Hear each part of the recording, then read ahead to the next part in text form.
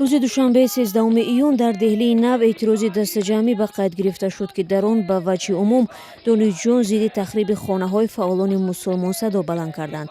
ҷои ёдоварист, ки баъди изҳороти зидди исломии ду сухангӯи баландпояи ҳизби ҳокими сарвазири Ҳиндустон Нарендра Модӣ дар гӯшаҳои мухталифи Ҳиндустон ҷамоматҳои эътирозӣ барпо шуд, ки билохира ба хушунат печида буд.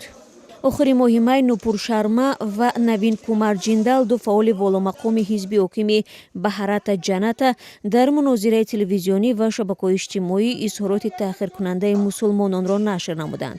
Дар пайи он дар яке дар вилоятҳои Ҳиндустон гирдиҳамоиҳои эътирозии мусулмонони ҳиндӣ барпо шуд, ки дар баъзе ҳолатҳо боиси мавҷи хушунат ва ҳабси эътирозгарон аз сӯи полис анҷом ёфт. рӯзи 12 июн мақомоти вилояти Уттар-Прадеш хонаи сиёсатмадор ва соҳибкори мусулмон Муҳаммад Ҷовидро вайрон карданд. Ба қавли мақомдорон, ин манзил ғайриқонунӣ бунёд шудаву моҳи май аснои муҳокима дар додгоҳ соҳиби он ҳузур надошт. дар ҳамин ҳол фаъолони мусулмон ва ҳомиёни ҳуқуқи чандин устони Ҳиндустон мегӯянд, мақомот бидуни арзёбиву муҳокима хонаҳои мусулмонони шарик дар эътирозҳои ахирро вайрон мекунанд. мо мехоҳем таъкид кунем, ки дар ҷомеаи демократӣ бо булдозер яксон намудани хонаҳо имкон надорад.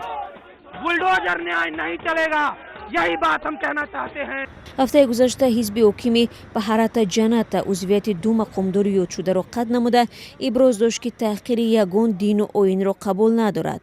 полиси Ҳиндустон ҳам таҳқиқи амалкарди Шарма ва Ҷандалро шурӯъ кард, вале қаҳру ғазаби мусулмонон коҳиш наёфт.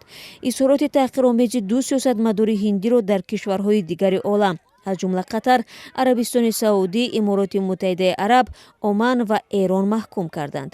аммо сарвазири Ҳиндустон Нарендра Модӣ то ҳол дар ин бора чизе нагуфтааст. коршиносон мегӯянд, ҳизби ҳокими Ҳиндустон стратегияи муқовимат бо мусулмононро довталабона ихтиёр намудааст, то таъкид кунад, ки ин кишвар мамлакати ҳиндутаборон буда, ҳар касе мухолифи ин назар аст, душмани миллат мебошад. мусулмонон дар муқобил мегӯянд, ҳамлаи ахири сиёсатмадорони ҳизби ҳоким талоши ба ҳошия задани пайравони дини ислом аст, ки дар байни 1 миллиарду 350 миллион аҳолии Ҳиндустон 13% онро ташкил медиҳанд.